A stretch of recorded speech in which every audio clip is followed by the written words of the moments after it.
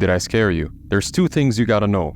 Number one, if I thought I could get away with not paying my taxes, I wouldn't pay my taxes. Number two, the title of this video is clickbait. It's clickbait. I'm sorry.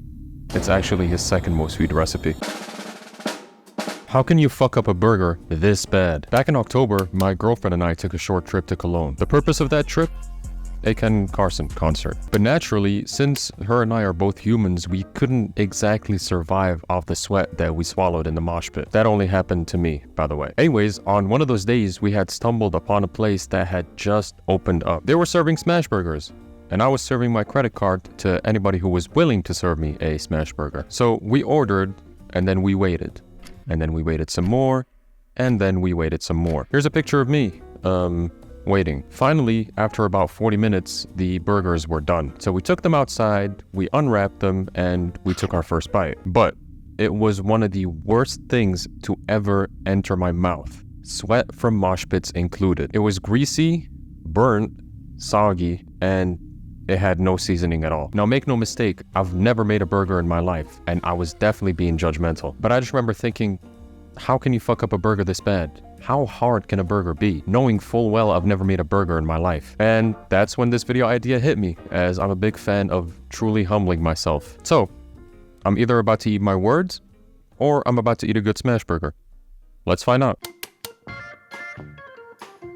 Now, the recipe that I've used for this video is one from no other than kenji lopez-alt. I hope I pronounced that right. The reason I chose this recipe is because it is one of the most viewed recipes ever when it comes to smash burgers, and two, I am a huge fan of Kenji. I found his cooking to be very simplistic and straightforward, and I was also planning on reading his book. Unfortunately, I never got around to it because apparently I can only read books when my life is going very well and is not chaotic at all. Anyways, his recipe is straightforward. There are really no directions. You can see straight up what he is doing, and the ingredients are pretty simple, especially when it comes to a burger where the ingredients are also kind of flexible depending on what topics you want to have. Me personally, I got me some brioche buns, some pickles, ground beef from the supermarket as opposed to the ground beef cut, chuck, neck, whatever he used in his video, some cheddar to hold the meat together, pause, an onion, and last but not least, mayo. In his video, he kind of used the house mayo, but unfortunately, since I only live in an apartment, I had to settle for apartment mayo. Regardless, the mayo tasted pretty good, and later on in the video, I will show you exactly how I made it. Now, unfortunately, in his original recipe, he doesn't really do any preparation on his part. He immediately gets into the cooking, so we're kind of left alone on that end, but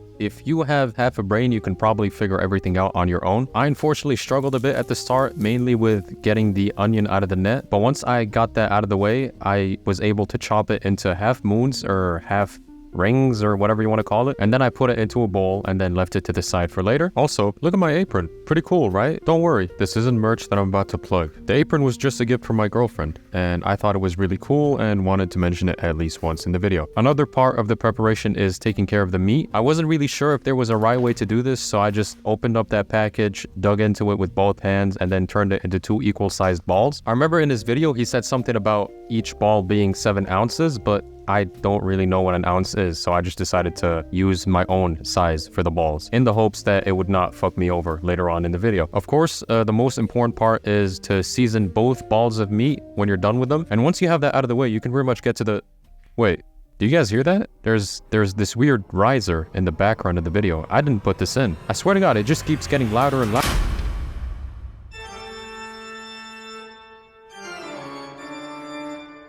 Now, I hope you didn't click off the video because there's no exorcism here. James is my cast iron pan, and James hasn't been shown any love for almost a year. But not to worry, as I have watched a video on restoring him. The video will of course be linked in the description. I suggest you guys go watch that instead because they explain it 10 times better than I ever would be able to. The first step is to use some salt and scrub off as much as possible with a kitchen towel in order to remove all the rust that has generated over time. Be sure to use both hands, and if you have 3 hands, you might as well use them too, as it might take some time for it to come off. Don't use your feet. That might be a little bit stinky. You also want to do the same for the bottom side as well, and once that is done, you want to wash it with warm water and soap. In the video, they actually used a big bowl and just dipped the pan into the warm water. I unfortunately don't have a bowl that big, and I don't know anybody who has a bowl that big. Also, please don't mind the big fuck off softbox light in the background. I'm using them for the first time in this video, and I was a bit overwhelmed, so I forgot to check for it on this shot. After washing the cast iron pan, you want to be a nice little fella and dry it off completely, and and mine looked something like this afterwards, which is decent enough. I don't know what that black circle is, so I'm just gonna pretend I didn't see it. Next, you want to use some oil to season the pan. I don't know why they call it seasoning, it really makes no sense to me. You want to use just enough oil to give the pan a light coating. Don't drench it, it might drown. And make sure you're also using a kitchen towel to spread that oil to every nook and cranny you can find in your cast iron pan. Yes, even the bottom.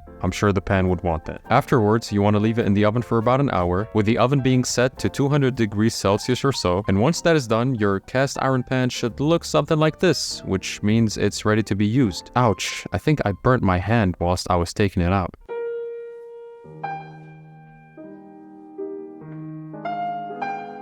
First thing you want to do is make sure your cast iron is well heated. I've put it on medium heat, and after dumping my butter in, I realized it was time to toast those buns. Keep in mind, my method is not optimal. Please do not use your hands. That is just a one-way ticket to burning both of your fingers. I just wanted to look as cool as Kenji in his video.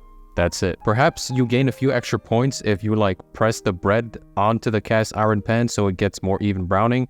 I don't know, I'm not a chef. I've also never toasted any buns on this cast iron pan, so I wasn't really sure what to look out for in terms of browning. Luckily for me, after about 2 minutes, something smelled burnt, so I knew they were probably done. And I took them out of the cast iron pan to reveal that beautiful golden brown. Next up is sauteing the onions.